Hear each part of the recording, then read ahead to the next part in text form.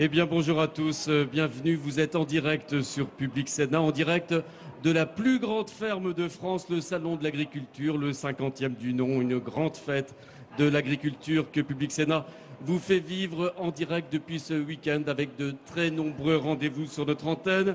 Samedi, vous l'avez vu, le président de la République, François Hollande, était dans les allées du salon, 10 heures de visite, on s'en souvient. Et bien ce matin, c'est son Premier ministre, Jean-Marc Ayrault, accompagné du ministre de l'Agriculture, Stéphane Le Foll, qui était dans les allées du salon. Vous pouvez le découvrir sur ces images. Stéphane Le Foll, qui, vous le savez, devrait filer très très vite vers Bruxelles où l'attendent ses homologues des 27 pays européens pour discuter de notre sujet du jour, un sujet sur lequel certainement le Premier ministre Jean-Marc Ayrault reviendra dans quelques temps à l'occasion de sa conférence de presse qu'il devrait tenir ici même en fin de matinée, ici au Salon de l'Agriculture. Les bons résultats acquis lors du dernier sommet de Bruxelles, le sommet du 7 février dernier, un gros chèque, un chèque de 56 milliards d'euros pour la France pour une période s'étalant de 2014 à 2020, une somme rondelette qui représente un peu plus de 10 milliards d'aides pour la France par année, vous l'avez compris. C'est donc de la politique agricole commune dont nous allons parler ce matin. Alors pour évoquer cette PAC et pour évoquer surtout l'avenir de la politique agricole commune, eh bien, j'ai le plaisir de vous présenter nos 4 invités qui nous ont rejoints sur le plateau de Public Sénat ce matin. Laurent Poirier, merci beaucoup d'être avec nous. Vous êtes administrateur national des jeunes agriculteurs, plus spécialement spécialisé sur le dossier européen. En face de vous, Faustine Desfossés, vous êtes responsable de l'agriculture au Bureau européen de l'environnement, c'est-à-dire qu'à Bruxelles, vous représentez les ONG, les organisations non gouvernementales qui sont très en pointe et qui seront très attentives à ce qui va se passer à Bruxelles les semaines et les mois à venir.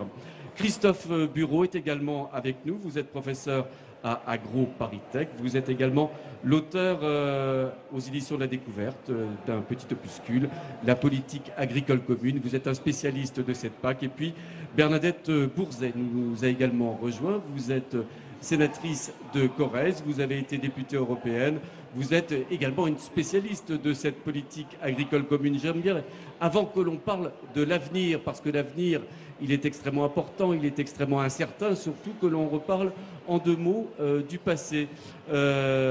Christophe Bureau, cette PAC, l'agriculture française, depuis 50 ans, puisque la PAC a fêté son 50e anniversaire l'année dernière, en 2012, l'agriculture française lui doit quoi à cette politique agricole commune ? Elle lui doit quand même une assez forte modernisation de l'agriculture, des ressources financières payées largement par le contribuable allemand et hollandais et quelques autres qui sont revenus quand même très largement à la France, ce qui a d'ailleurs toujours dicté un peu la position française à Bruxelles. Et on y doit au début de la PAC une autosuffisance alimentaire. On y doit aussi des effets plus négatifs, des effets en termes de distribution des aides, des effets en termes d'environnement sur lesquels il faudrait quand même revenir un petit peu pour faire un véritable bilan. La PAC coûte combien aux contribuables français? On évoque généralement le chiffre de 100 € par personne. Alors, il y a énormément d'évaluations divergentes. Si vous prenez l'ensemble du budget de la PAC divisé par les citoyens américains, vous arrivez en effet les citoyens européens, excusez-moi, oui. Vous arrivez, y compris les bébés, à peu près à 100 €. Maintenant, si on compte d'autres choses comme les soutiens par les prix que donnent des droits de douane, il y a certains think tanks anglais très anti-européens qui arrivent jusqu'à 1 200 € par foyer. Disons qu'autour de 150, 200 paraît quelque chose d'assez raisonnable par Européen. Il n'empêche, ce sont des sommes considérables, les sommes de la PAC. Absolument. Laurent Poirier, quel regard vous jetez sur ces 50 ans de politique agricole commune? Vous êtes vous-même un jeune agriculteur. Oui, donc justement, cette PAC a quand même développé l'agriculture française et européenne et elle a été quand même le développement aussi de plusieurs pays au niveau agricole et après le développement de tous les pays européens que l'on connaît aujourd'hui. Donc ça a plutôt quand même quelque chose qui était plutôt intéressant quand même au niveau européen dans un développement pour arriver à avoir une Europe aussi construite, forte. Aujourd'hui, il faut continuer et c'est vrai que la demande des consommateurs puisqu'on parlait que ça coûte à tous les citoyens, il faut faire évoluer aussi cette politique agricole commune. Bernadette Bourzet, même question, votre regard sur la PAC, sur 50 ans de PAC. Je rappelle que vous avez été députée européenne. Je rappelle surtout que vous êtes aujourd'hui sénatrice de Corrèze, un département qui peut-être aimerait bien profiter des largesses de la politique agricole commune. Alors, pour répondre précisément à la question, je souscris tout à fait à ce qui a été dit précédemment. J'ajouterai que l'intérêt de la politique agricole commune a été d'assurer la sécurité alimentaire et la qualité des produits, globalement, pour ce qui concerne l'alimentation des Européens. Et j'ajoute qu'en termes d'aménagement de l'espace, jusque-là, la politique agricole commune a permis de maintenir de l'agriculture dans toutes les régions de France. Alors, puisque vous m'y invitez, j'ajouterai bien sûr que les éleveurs, notamment les éleveurs bovins, allaitants, c'est-à-dire ceux du Massif central, souffrent beaucoup en ce moment, que leurs revenus sont trop faibles et qu'il faut maintenant rééquilibrer les aides de façon à mieux tenir compte des difficultés locales et régionales. 15 000 € par an, le salaire moyen, si je puis dire, des éleveurs aujourd'hui de manière annuelle. C'est pas beaucoup pour des gens qui travaillent beaucoup, qui sont tenus dans leurs exploitations d'un bout à l'autre de l'année et qui ont vraiment un travail important à faire et qui n'est pas valorisé au sens où il le faudrait. Christophe Bureau, la PAC, elle a beaucoup bougé au cours de ces 50 dernières années. Quelles ont été grosso modo les grandes réformes structurelles de la politique agricole commune ces dernières années? Alors, pendant, disons, de 1960 à 1992, la PAC a donné des prix garantis assez élevés pour, en effet, favoriser l'indépendance alimentaire. Il y avait une volonté tout à fait délibérée, c'est-à-dire qu'il fallait produire plus.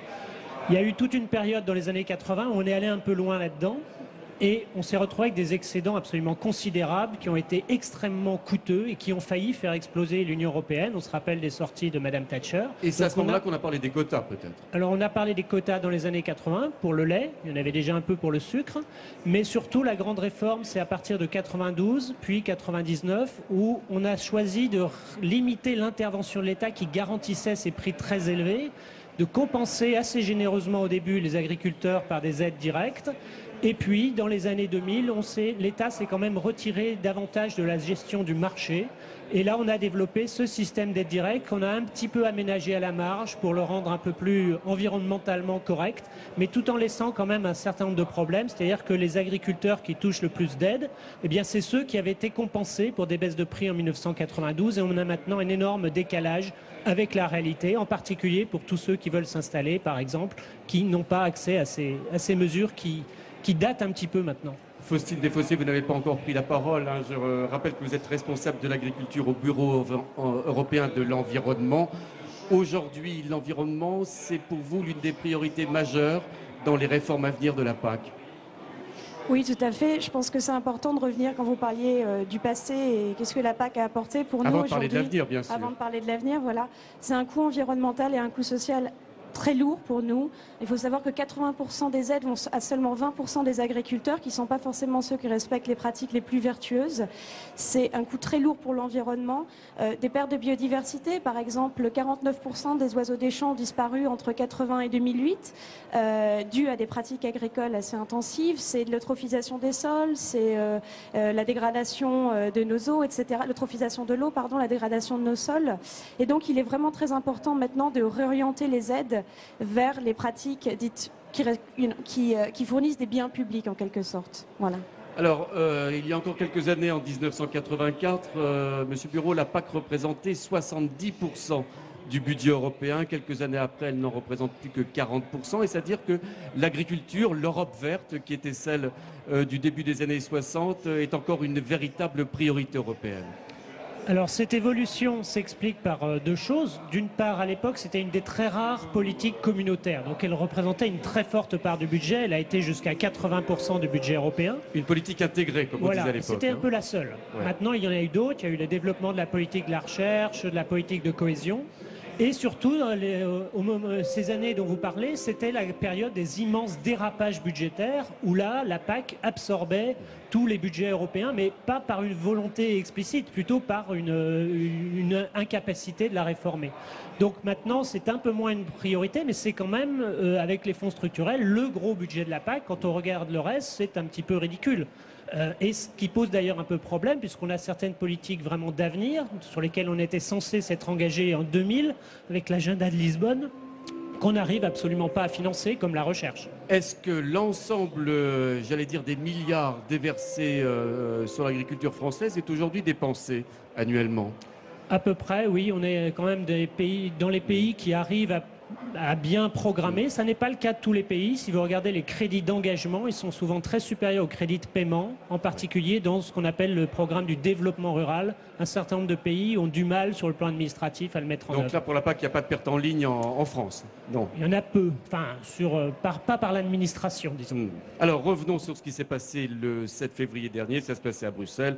Je le disais, la France qui a arraché un chèque de 56 milliards d'euros pour une période allant de 2014 à 2020, avec cependant, et c'est assez notable, une enveloppe globale qui perd quand même 4% pour s'établir à la somme de 373,5 milliards d'euros. Un accord qui n'était pas acquis d'avance. Je vous propose de revenir sur les détails de cet accord bruxellois du 7 février dernier, des détails signés Cécile Sixou. Plus de 24 heures de négociations, c'est ce qu'il aura fallu à François Hollande pour sauver la PAC de la diète budgétaire européenne. Au final, pour les années 2014-2020, l'enveloppe globale a tout de même été réduite de 13%, mais la France s'en sort bien. Elle reste en tête des bénéficiaires avec plus de 10 milliards d'euros chaque année et ne sera affectée que de 3% de baisse quand d'autres pays européens voient leur crédit sacrément raboté. Autre changement de cette PAC nouvelle génération, le système d'attribution des aides. Jusqu'ici, c'est Bruxelles qui s'en chargeait. Désormais, chaque État recevra un chèque à répartir entre les filières. Pour François Hollande, ce nouveau système permettra de mieux dispatcher les subventions, très inégalitaires dans l'Hexagone, au profit par exemple des éleveurs qui ne gagnent en moyenne que 15 000 euros par an. Le président souhaite également revaloriser à 30% la part allouée à l'environnement, des choix qui pourraient faire des mécontents comme les céréaliers, super bénéficiaires jusqu'ici de la politique de Bruxelles. Pour le moment en tout cas, rien n'est fait car cette nouvelle PAC doit au préalable être validée en juillet prochain par les députés européens. S'ils la rejettent, il faudra la renégocier tous les ans. Laurent Poirier, est-ce que vous avez poussé un ouf de soulagement à l'annonce de cet accord du 7 février dernier? On ne s'y attendait pas. Bien sûr qu'on a été extrêmement satisfait quand même, enfin extrêmement, au moins satisfait d'avoir un accord déjà budgétaire puisque il fallait construire cette PAC et avoir un cadre pour continuer les discussions sur la politique agricole que l'on voudra dans le futur. Donc il fallait absolument ce cadre budgétaire. Aujourd'hui, voilà, dans votre reportage, on l'a bien vu, c'est la répartition. C'est ce qui a été dit par mes collègues ici. Peut-être qu'il faut changer le mode de répartition. Et il n'est pas équitable, en tout cas, il ne répond pas en fait aux attentes et aux besoins des agriculteurs spécifiquement. Mais c'est la complexité aussi de changer des systèmes de l'un pour un autre. Et aujourd'hui, c'est des systèmes aussi d'exploitation qui peuvent être remis en cause. Maintenant, on a aussi plusieurs enjeux dans cette réforme de la PAC, puisqu'on a fait aussi toutes des politiques environnementales qui, depuis, on va dire, 2003, où on a remis en place, et en tout cas, l'environnement était un des enjeux de la réforme de la politique agricole.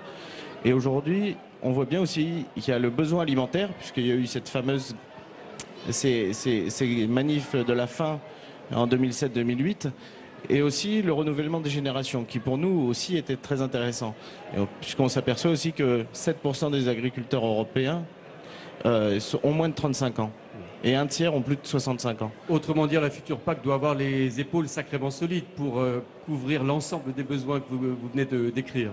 Oui, exactement. On a besoin aussi d'avoir cette envie d'aller rechercher quel projet à long terme. C'est aussi un des enjeux de cette réforme et dans lequel on s'est inscrit. Et en tout cas, on a travaillé sur la réforme de la PAC. C'est qu'est-ce qu'on veut demain aussi.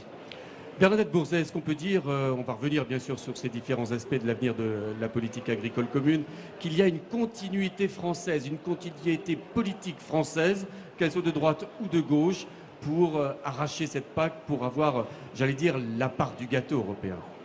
Oh, je crois que la France est simplement le premier pays agricole de l'Europe, donc il était bien naturel qu'elle soit la première bénéficiaire et qu'elle le reste. Cela dit, je crois que nous sommes à un tournant dans la politique agricole commune et en particulier, il est important de négocier convenablement ce tournant, à la fois en matière de convergence, on en parlera sans doute, convergence entre les États membres et convergence interne, y compris dans notre pays. Et puis, je pense que la proposition du commissaire Ciolos du verdissement Commissaire de la européen, PAC n'est-ce pas? est véritablement le tournant sur lequel nous devons être très attentifs et volontaires.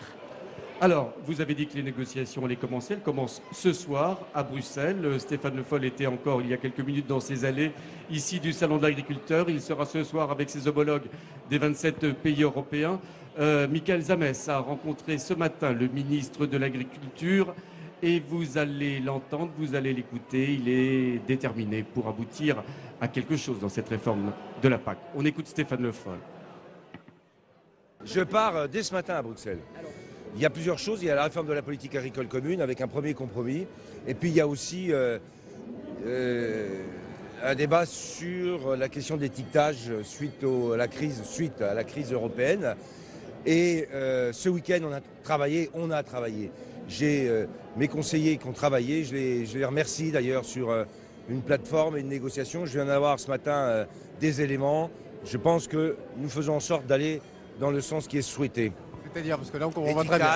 À l'échelle européenne, faire bouger les choses pour faire en sorte que, à l'échelle de l'Europe, on tienne compte de ce qui s'est passé et qu'on renforce les origines des viandes qui sont utilisées dans les plats cuisinés. On attend aussi des nouvelles sur la PAC. Ah, mais ça, vous les aurez ce soir quand je vais revenir. Et alors, pour l'instant, on en est où sur la PAC? Ben, vous allez voir, on a un compromis qui se négocie et qui va être présenté cet après-midi. Et donc, dès ce soir, je vous dirai les éléments importants. Parce que les agriculteurs ici, ils vous attendent là-dessus. Ben, bien sûr, je sais bien qu'ils m'attendent. Ben, je vais essayer d'être au rendez-vous. Mais voilà. C'est vrai que négociations serrées?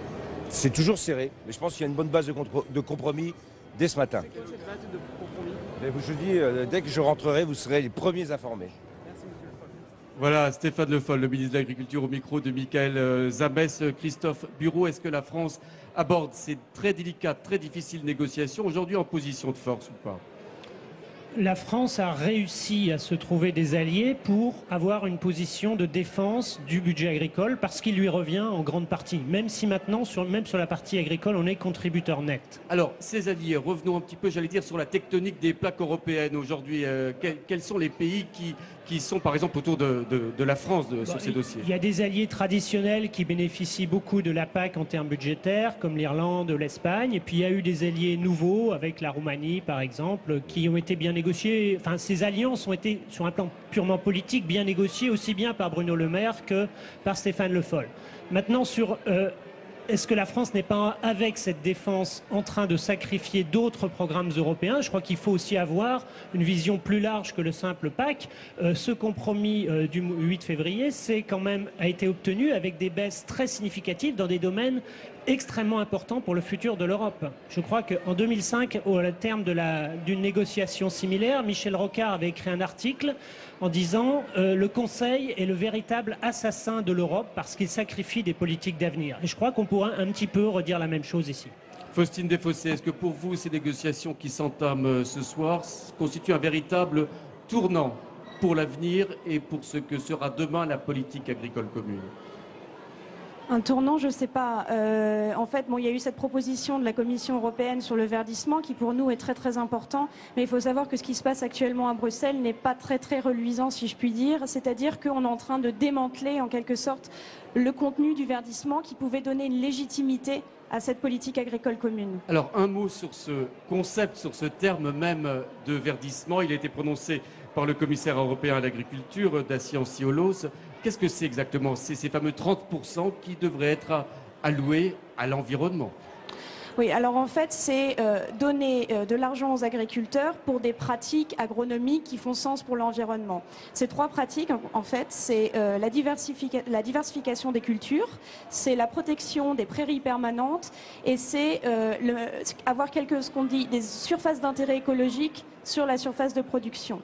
Pour nous, alors c'était pas la panacée, mais c'était déjà un pas vers la bonne direction. Mais le problème, c'est qu'actuellement, les parlementaires et le Conseil sont en train de vraiment démanteler le contenu de ce verdissement. C'est-à-dire que l'Europe de demain pourrait être de moins en moins verte, comme le disait là encore le journal Le Monde ce week-end?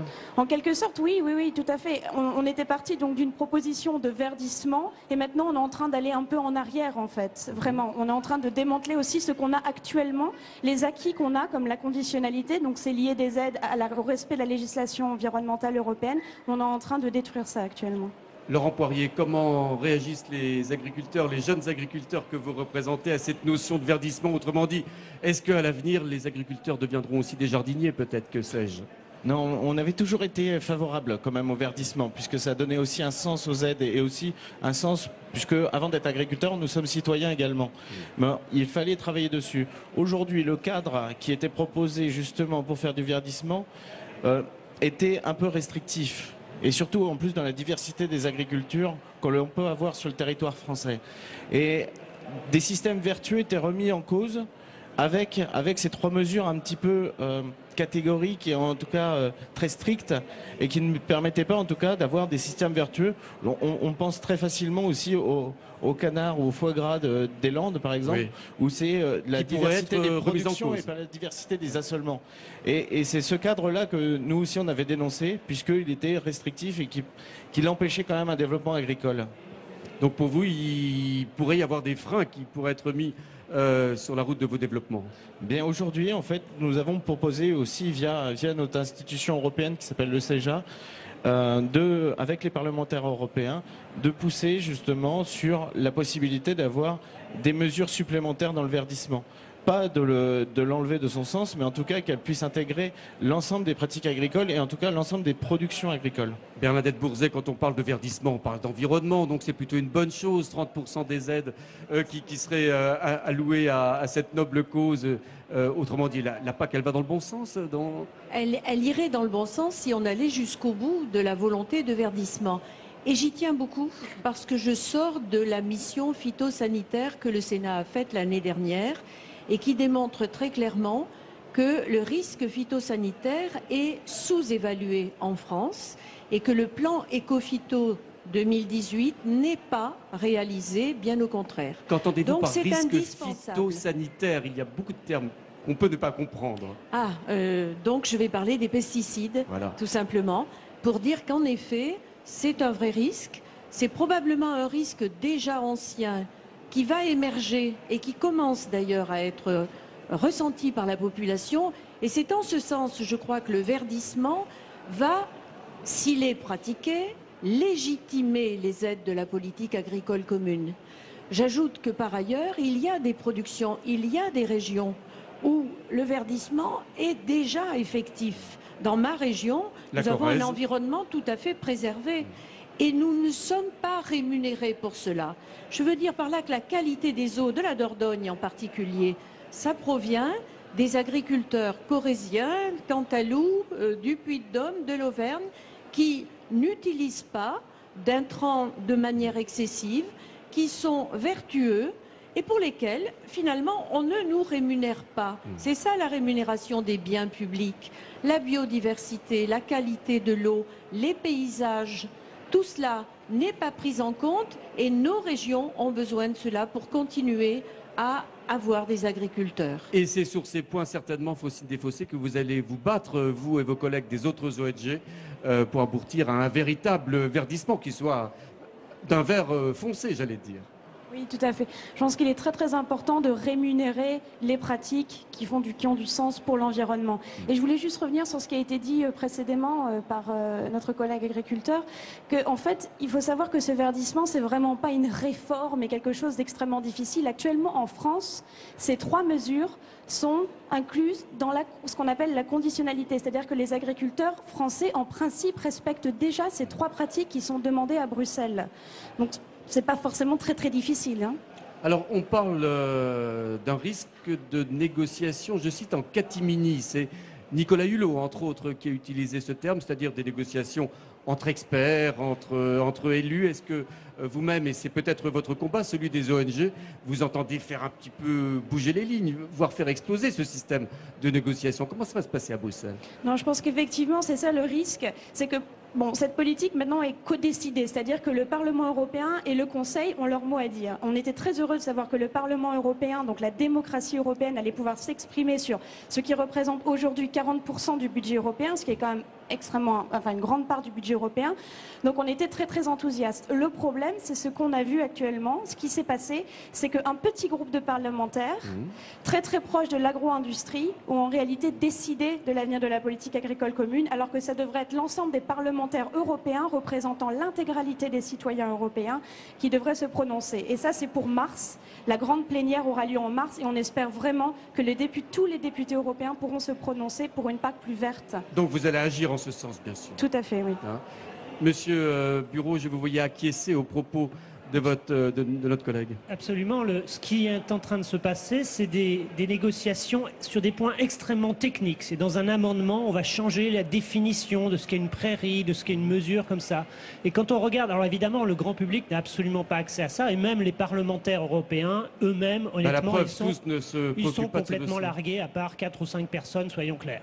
Du coup, ce qui est en train de se passer, c'est que quand on regarde ce qui a été voté à la Comagri ou ce qui a été voté en décembre, enfin admis en décembre par le Conseil, on a complètement vidé tout contenu environnemental de ce que proposait la Commission. Ça, c'est quand même, c'est très difficile à faire passer comme message, mais vous regardez bien les petites lignes, c'est ce qui est en train de se passer. À quoi ou à qui ces changements de stratégie? À quelques députés européens qui sont quand même assez proches de lobby. Et aux ministres de l'Agriculture de différents pays qui, évidemment, préservent des budgets, ont un objectif politique, mais la grande vision sur l'Europe n'est plus là. Et quand on regarde pour les agriculteurs eux-mêmes, on a des problèmes de pollinisation, dont il faudra un jour s'inquiéter. On a des problèmes de qualité des sols, on a des problèmes d'érosion, et je crois que c'est un pari qui est quand même assez court terme pour les quelques syndicats qui poussent ces ministres dans cette direction. Laurent Je ne suis Poirier. pas sûr que ce soit le cas des jeunes agriculteurs. On va les écouter tout de suite, monsieur Poirier. Non, je crois qu'on est dans un débat de techniciens et je ne suis pas sûr que l'ensemble du public peut comprendre. Déjà, il y a aussi un débat qui pourrait être les biens publics. Qu'est-ce qu'un bien public? C'est quelque chose assez facile à dire, mais en tout cas, on peut tout y mettre derrière. Bien public, ça peut être juste l'acte de produire de la nourriture, qui est à la base de l'agriculture. Est-ce que c'est d'entretenir le paysage? Est-ce que c'est... Voilà, aujourd'hui, tout le monde arrive à avoir une définition. En tout cas, tout le monde utilise ce terme, mais sans en avoir une définition. Est-ce que le consommateur, ou en tout cas les citoyens, attendent? Aujourd'hui, on ne sait pas exactement ce que le consommateur ou le citoyen attend. Et il y a aussi une vraie demande, je crois, de la part des agriculteurs, d'avoir une vraie réflexion avec le citoyen pour savoir où il doit aller. Alors, on va passer, on a parlé du verdissement. Juste encore un petit mot sur ce point. Est-ce que si l'Europe agricole verdit, comme on peut l'espérer dans les mois à venir, est-ce que ça ne sera pas pour vous, agriculteurs, des normes nouvelles, des contraintes nouvelles qui peuvent peser finalement sur l'exercice de votre métier? Alors, l'Europe verdit, mais dans la mission de la réforme de la politique agricole commune, c'est l'Europe de production également. Puisqu'on est revenu quand même sur ce message avec cette réforme, le commissaire Ciolos l'a rappelé. En même temps que aussi également l'installation de jeunes, renouvellement des générations. Aujourd'hui, il est clair que avec ce verdissement aujourd'hui tel qu'il est proposé, on n'avancera pas non plus, on n'ira pas très très loin, ça je suis complètement d'accord.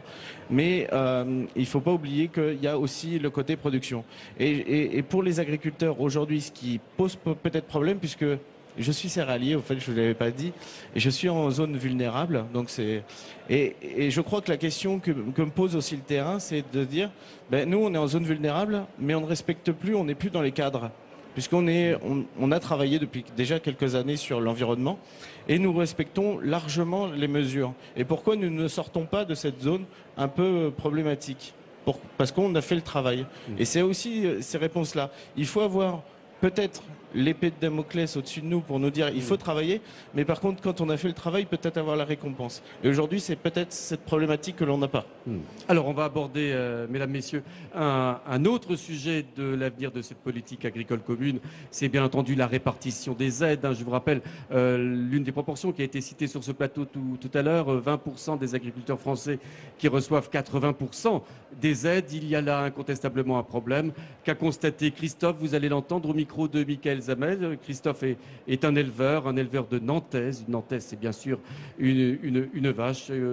Voici les propos de Christophe, cet éleveur, sur cette répartition pour lui injuste des aides de la politique agricole commune. On l'écoute. Voilà, au Salon de l'Agriculture, bien sûr, l'un des thèmes majeurs, c'est aussi la PAC. Nous sommes avec Christophe, éleveur. La PAC, c'est quelque chose évidemment dont vous bénéficiez, qui est très utile pour vous, les éleveurs. Concrètement, si demain l'Europe décidait d'abaisser les taux de la PAC pour la France, vous seriez très touché? Alors ça dépend, en fait ça dépend de quel taux on baisse. Si on baisse sur les céréales, c'est vrai que nous on sera moins touchés les éleveurs que si on baisse sur les primes, entre autres tout ce qui est dans les primes environnementales, tout ce qui est MAE, en fait qui soutient plutôt à l'élevage, où là où effectivement on serait plus touché. Il faut savoir quand même que nous, dans nos races rustiques à petits effectifs, on est sur des circuits très courts, donc on base un consommateur direct à la ferme ou directement un restaurateur, un boucher, donc avec une plus-value automatique. On élève moins d'animaux, on fait beaucoup plus d'extensifs, mais on valorise beaucoup mieux nos animaux. Donc effectivement une baisse de la PAC qu'on subirait comme tout le monde, mais peut-être moins que des grands éleveurs même de vaches allaitantes ou des laitiers. Et bien sûr, c'est vrai que nous aujourd'hui on estime que la PAC n'est pas bien distribuée. On voit aujourd'hui les céréaliers qui vivent bien en travaillant, allez je suis péjoratif, mais 6 mois de l'année, et nous qui travaillons 365 jours pour l'année avec ce qu'on retire comme salaire, c'est quand même, il y a quelques inégalités on va dire. Donc il y a des disparités entre les différents agriculteurs concernant la PAC, donc il faudrait réajuster tout ça. Je pense que oui, il faudrait réajuster. Alors effectivement, aujourd'hui, les céréales sont bien payées. Donc les éleveurs céréaliers, enfin pas les éleveurs, mais les céréaliers ont peut-être besoin d'un toucher un petit peu moins d'aide de la PAC, parce que les céréales sont bien élevées, sont bien payées. Ce ne sera peut-être pas le cas demain, je ne sais pas. Et puis par contre, les éleveurs plutôt de bovins allaitants, eux, du coup, ont un cours de la viande qui est relativement faible quand même, plus les aider ceux-là. En fait, Et pour maintenir aussi des terres arables, des terres avec des prairies, c'est pas des terres qui sont polluées, c'est sur des systèmes relativement extensifs, voilà. Donc on économe en énergie. Vous trouvez que les politiques français, nos politiques, le Premier ministre vient de passer il y a quelques minutes, vous trouvez qu'ils en font assez, que François Hollande a réussi à sauver la PAC française? Je sais pas, on verra, mais je pense que c'est aussi des ministres qui se sentent pas forcément concernés. Alors le ministre de l'Agriculture peut-être un peu plus, donc c'est un Sartois d'origine, il connaît la Bretonne Pinoire, il connaît quelques races, entre autres les races menacées, il connaît un peu plus, donc on peut penser qu'il va dans le bon sens, mais j'en sais rien, c'est des politiques, c'est une décision qui se fait aussi avec les autres États européens. Alors effectivement, on est dans un des États où on touche le plus d'aide européenne, mais aussi avec une diversité d'agriculteurs énorme. Donc il faut qu'on le soutienne sinon on va avoir la monoculture et puis on va retomber comme les Américains. Voilà. Vous entendez aussi les critiques quand on dit que toutes ces aides de la PAC, eh bien, les agriculteurs l'utilisent pour d'autres choses. Il y en a qui disent même pour acheter des voitures. Effectivement, il peut y avoir ces cas de figure et c'est justement ce qu'on ne veut pas en fait aujourd'hui. Les aides qui sont trop perçues par certains et qui leur font faire des abus, et voilà, ils se payent une voiture ou ils se payent autre chose, c'est pas normal. Nous, les aides de la PAC, ça doit nous compenser le prix de revient qu'on n'a pas vendu notre viande. Donc voilà, si demain moi je vends la viande 2 fois ce que je la vends, j'ai pas besoin d'aide de la PAC.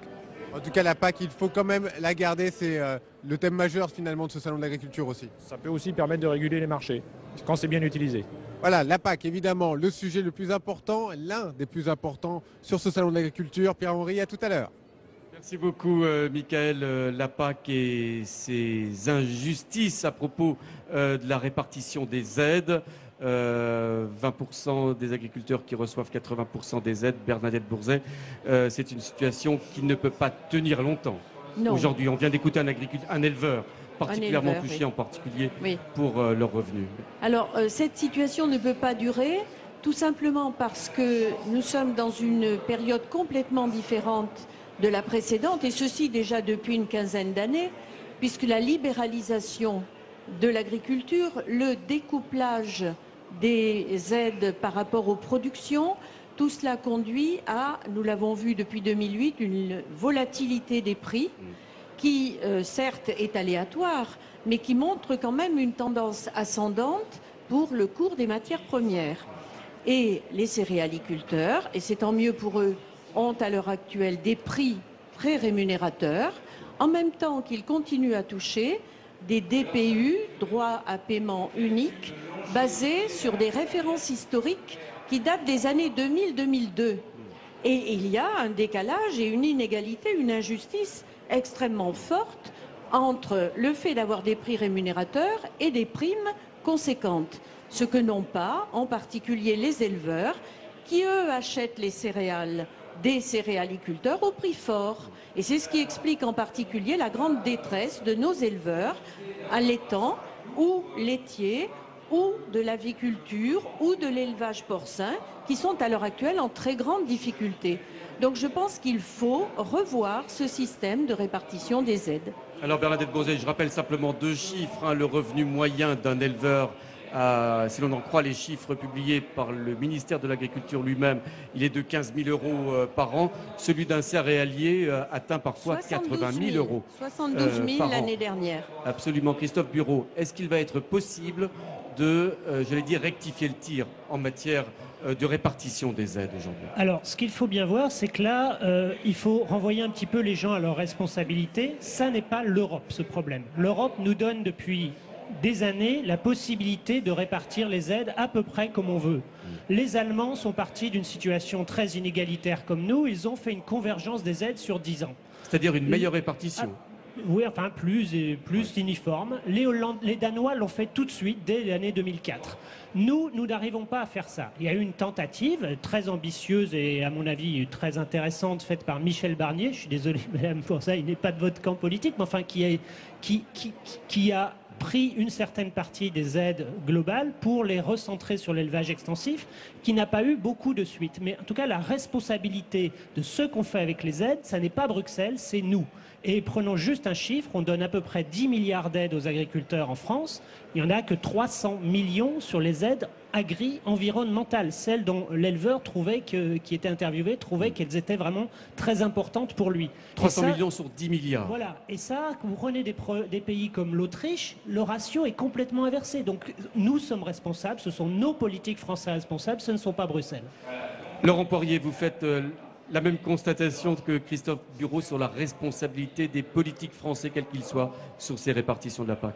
Oui, bien sûr, et je mettrais même aussi notre responsabilité de syndicat. Il ne faut pas non plus se voiler la face, c'est à nous aussi de travailler.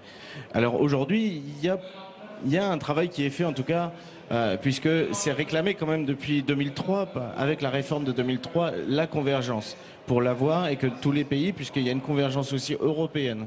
Mais c'est très difficile de comparer quand même plusieurs systèmes, plusieurs États. Quand on voit, si on parle de l'Autriche qui utilisera plus, là on va rentrer dans le technique, mais plus de deuxième pilier que de premier pilier. Puisque leur agriculture, il n'y a que 10% des agriculteurs qui sont à titre principal.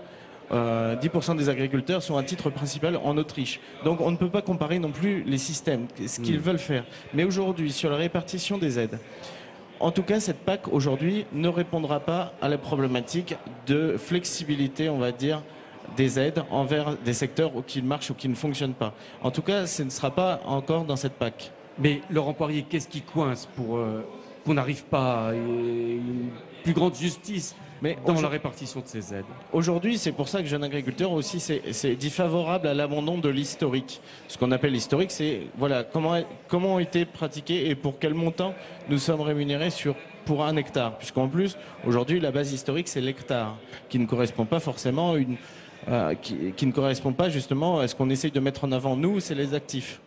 Donc c'est quelque chose d'inégal, puisque plus on a d'hectares, hein, plus on touchera de primes.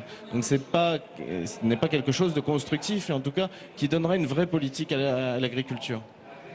Bernadette Bourset, en Corrèze, vous les entendez, les éleveurs, on en a entendu un à l'instant au Salon de l'Agriculture, mais j'allais dire que leur discours est le même. Bien sûr, leur constat, c'est qu'ils ne parviennent plus à vivre. Et il faut que vous sachiez qu'en Creuse, à l'heure actuelle, il y a 10% des agriculteurs qui sont au revenu de solidarité active, au RSA. Ça veut dire qu'ils ne parviennent plus à fonctionner en travaillant beaucoup. Ça n'est pas acceptable. Donc, ce système qui consiste à avoir des primes et des prix n'est plus acceptable. Il va donc falloir trouver un système pour arriver soit à une aide à l'hectare qui permette à chacun de continuer à travailler, soit un système qui serait plus juste, qui est le système des aides contracycliques que l'on pratique aux États-Unis. Quand les prix sont élevés, quand les prix sont élevés, oui, il n'y a pas de prime. Quand les prix sont bas, on verse des aides aux agriculteurs. Voilà, donc on des me dit que ça n'est pas exister. conforme aux règles de l'OMC. On me dit ça. Et moi, je pense que si les États-Unis le pratiquent et qu'ils sont membres de l'OMC, c'est bien qu'on doit pouvoir trouver un système. Mais j'ajoute que le ministre de l'Agriculture, Stéphane Le Foll, a prévu précisément dans la répartition des aides, surprimer les 50 premiers hectares, sachant que la moyenne des exploitations agricoles françaises est de 52 hectares.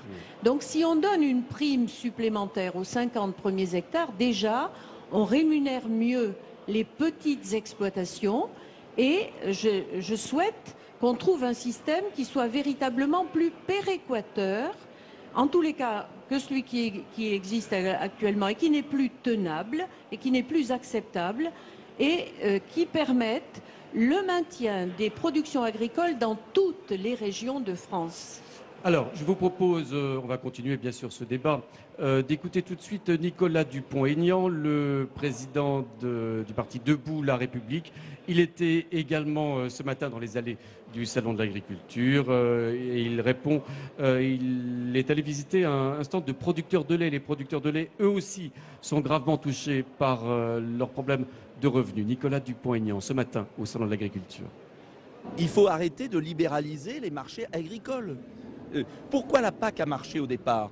C'était Pisani, grand ministre de l'Agriculture de Gaulle. C'était quoi? C'était un marché avec des prix fixes, protégés, parce que l'agriculture, c'est pas un bien, vous actionnez pas une usine, c'est pas une chaîne de fabrication comme une usine.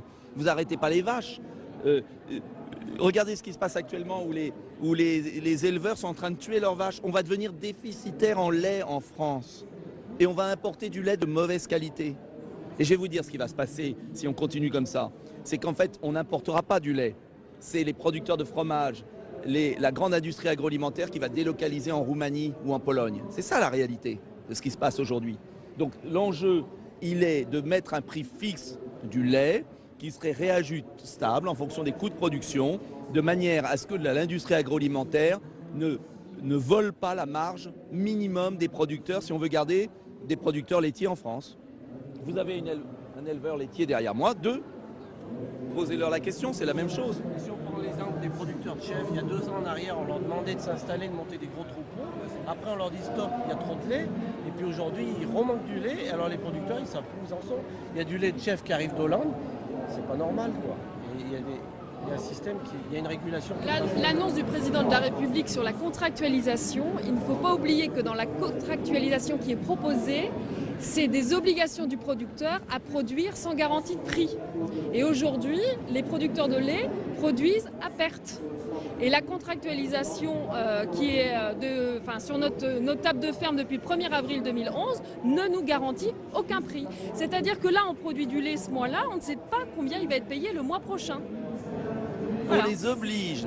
Mais c'est le retour du servage de l'ancien régime. On fait signer, j'ai vu le contrat que Lactalis a proposé à certains éleveurs, ils s'engagent pour 5 ans à produire un volume. Mais dans le contrat, il y a marqué que le prix ne sera connu qu'un mois avant. C'est ce que j'appelle le servage. Est-ce que vous accepteriez de travailler à Public Sénat pour 5 ans sans savoir combien vous allez être payé à la fin du mois? Est-ce qu'il y a un Français qui accepterait ça? Eh bien, les agriculteurs et les éleveurs, ils l'acceptent. Donc, ce n'est pas seulement un problème européen, c'est un problème de volonté nationale. Et ce qu'on veut défendre, les producteurs français, face au lobby de l'industrie agroalimentaire, qui est partout ici. Vous voyez, Danone, Carrefour, tous ils sont là. Mais c'est eux qui sont en train de crever. Et ça, on ne le dit pas. Donc, à un moment, il faut que la contractualisation, elle soit avec des prix garantis, minimum pour les producteurs. Et avec des quotas, ça existe au Canada. Le système canadien marche très bien. Il y a des quotas. Et le Canada, c'est un pays qui n'est pas très peuplé, qui est à côté des États-Unis, et qu'on ne me dise pas que ce que le Canada a fait, nous, on ne puisse pas le faire.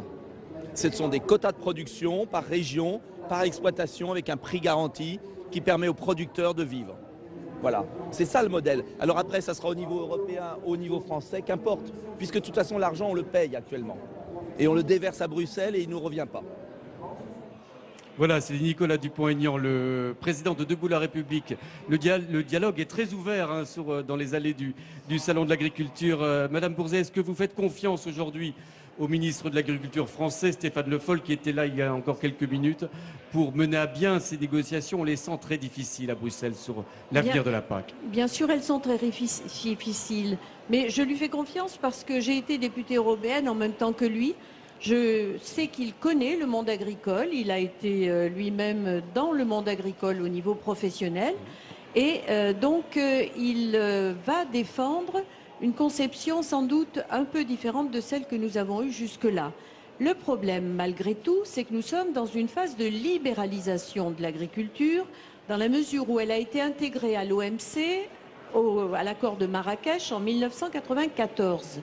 Et que la suite logique de cette entrée dans le marché mondial, c'est la suppression des quotas et la décision, qui n'est pas encore effective, de supprimer les quotas laitiers en 2015, mais dont on mesure d'ores et déjà les effets néfastes, les effets négatifs. Vous nous dites que la France n'a pas toutes les cartes pour maîtriser son destin agricole. Non, sauf à revenir à une agriculture administrée, dont je ne pense pas qu'elle soit à l'ordre du jour de quelque parti que ce soit. Monsieur Dupont-Aignan ne paraît pas représentatif, malgré tout, d'une France agricole. Laurent Poirier.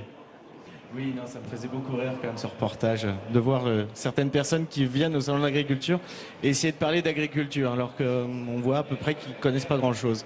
Mais en tout cas, la contractualisation, c'est une idée qui a été aussi menée par GIA il y a déjà des années, quelques années. À partir de 2006, on a commencé à en parler de la contractualisation. Mais puisque justement, c'est la construction des prix, la contractualisation. C'est ça, en fait, l'essence même de cette réforme, et en tout cas de cette mission que doit être ça.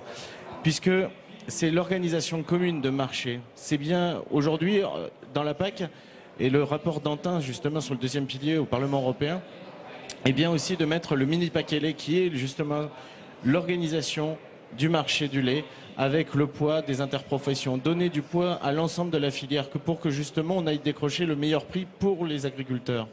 C'est ça la contractualisation. C'est comme ça aujourd'hui que la filière ovine en France se relance, puisque on a demandé aux gens de venir dans un contrat, donc avec une rémunération européenne, avec une aide, et on les emmène à produire et d'être mieux rémunérés. Donc aujourd'hui, voilà, c'est quelque chose qui fonctionne, qu'il faut aller dans cette direction. Et voilà, c'est intéressant. En tout cas, nous, on la suit particulièrement. Alors, je vous le disais, le Premier ministre Jean-Marc Ayrault était ici au Salon de l'Agriculture. Il y est peut-être encore au hasard des allées du Salon. Je vous propose d'écouter le Premier ministre au micro de Michael Zamès. C'est une visite passionnante que j'ai tenue à démarrer très tôt, puisque le ministre de l'Agriculture qui m'accompagne, Stéphane Le Foll, doit se rendre à Bruxelles, au Conseil des ministres de l'Agriculture. Et c'est un moment très important puisque, comme vous le savez, le président de la République qui a contribué à trouver un accord au niveau européen sur les perspectives budgétaires de l'Union européenne a su défendre la politique agricole commune. Nous n'étions pas isolés, nous avions des alliés, mais ça a été une bataille difficile. Et la réunion de Bruxelles a pour but maintenant de préparer les modifications nécessaires pour mettre en œuvre ces engagements en matière de politique agricole commune. Et en ce qui concerne la France, ce que nous souhaitons, c'est réorienter une partie des aides en direction de l'élevage, qui est aujourd'hui à la peine, et également en direction du développement rural, dans une vision globale de développement durable de notre agriculture, une agriculture respectueuse de l'environnement, mais en même temps qui est extrêmement porteuse en emploi. Alors pour l'heure, les éleveurs français, les producteurs de viande, les producteurs de lait connaissent des difficultés qui sont pour l'essentiel dues à la hausse des matières premières, qui sont les matières premières de l'alimentation du bétail et qui se traduisent par des pertes de revenus très importantes pour les producteurs de viande et de lait. Et récemment, les producteurs de lait l'ont fortement exprimé. Il y a un différentiel entre le coût de production et la rémunération de la distribution. Alors il existe pourtant une loi qui est la loi de modernisation économique, mais qui est mal appliquée ou pas appliquée du tout. Donc, au-delà de l'évaluation qui est nécessaire, que fait le gouvernement, et particulièrement le ministre de l'Agriculture, mais aussi le ministre de l'Économie et des Finances, s'il faut modifier cette loi, nous y sommes prêts. Pour arriver à quel résultat? Et pour les producteurs, c'est extrêmement important. C'est dans la négociation, lorsqu'ils négocient avec la grande distribution, on ne part pas du prix proposé par la distribution, mais du prix du producteur. Car aujourd'hui, c'est le contraire. Il faut partir du prix du producteur, de ses coûts réels. Et à partir de là, signer un contrat qui préserve les intérêts du producteur. Parce que si on continue comme ça, on va ruiner les producteurs et bientôt, il n'y aura plus de producteurs. Donc c'est la première règle du jeu qu'il faut établir. Et puis par ailleurs, vous savez qu'il y a un certain nombre de secteurs de la grande distribution qui font des promotions. Il ne faut pas que ça pénalise les producteurs à niveau par le retour des marges arrière. Donc ça, c'est au cœur des engagements que je prends ce matin au Salon de l'Agriculture, après ce qu'a dit le Président de la République samedi dernier à l'ouverture de ce salon. Par ailleurs, je le disais, nous voulons réformer les règles au niveau européen. En particulier, il est important que les aides financières aillent vers l'élevage.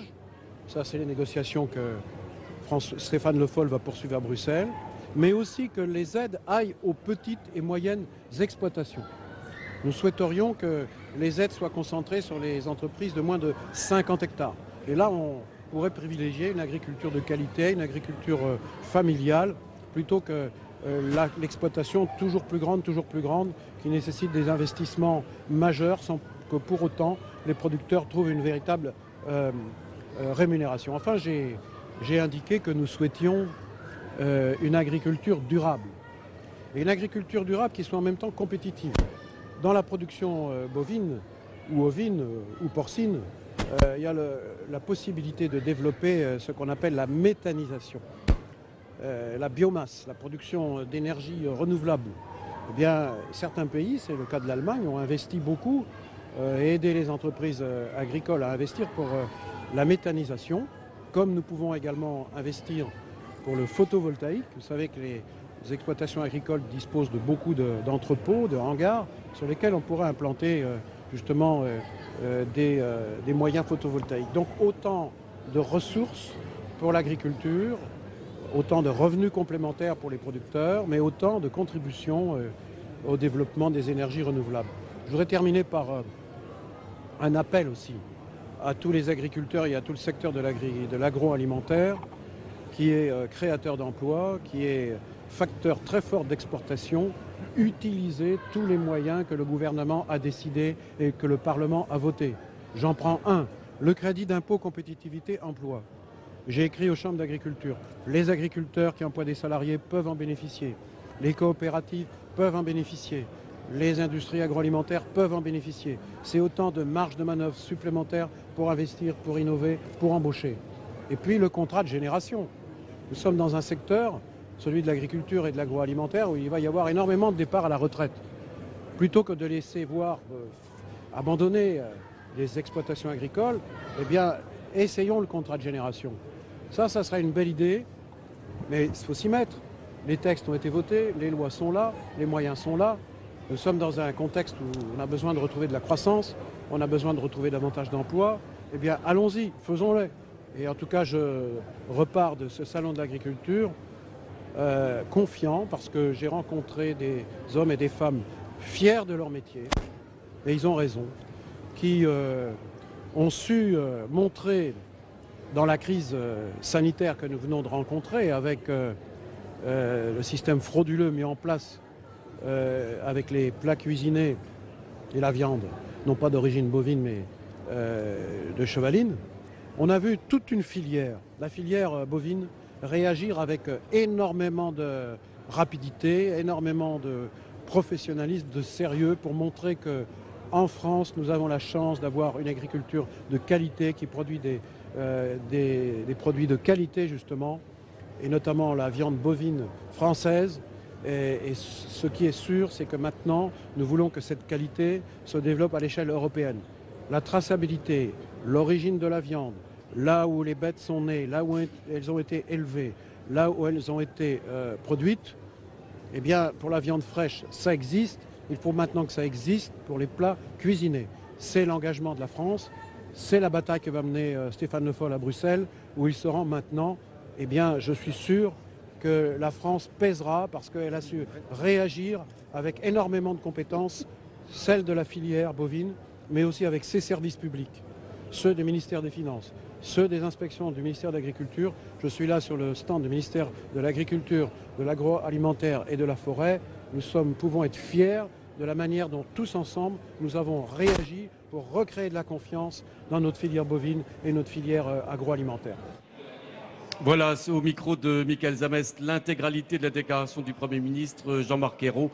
Il y a quelques instants à peine, ici même au Salon de l'Agriculture, un Premier ministre qui se veut confiant. Vous partagez, Laurent Poirier, cette confiance des autorités françaises à la veille d'une très importante négociation, on en parlait à l'instant. Notre travail, en tout cas en tant que jeune agriculteur, c'est le renouvellement des générations. Quand on parle d'emploi d'avenir, quand on parle en tout cas de jeunesse, forcément on a envie d'être confiant et d'y aller. Aujourd'hui, maintenant, il nous faut avoir des certitudes sur la PAC, encore une fois, puisque le deuxième pilier, les aides GIA que l'on a créées il y a déjà quelques années, sont intimement liés avec la PAC. Mais aujourd'hui, il faut des volontés publiques d'aller aussi sur un système d'aide et d'aider encore plus les jeunes à s'installer. Bernadette Bourzet, plus d'aide pour les éleveurs, plus d'aide pour les petites exploitations de moins de 50 hectares. Voilà des objectifs ambitieux pour Stéphane Le Foll. Ambitieux mais nécessaire. Le débat ne fait que commencer. Les montants sont satisfaisants. Maintenant, nous devons conserver l'intérêt général de l'agriculture française. Faustine Desfossés, vous avez également entendu Jean-Marc Ayrault qui a insisté sur la nécessité d'un développement durable de l'agriculture. L'environnement est également au centre des préoccupations des autorités françaises. Vous leur faites confiance, là encore, pour que l'Europe verte soit encore plus verte dans quelques mois? Je dirais qu'on verra dans les mois à venir, mais nous ne sommes pas très optimistes quant à l'accord final. Nous parlons plus d'un déverdissement qu'un verdissement de la PAC.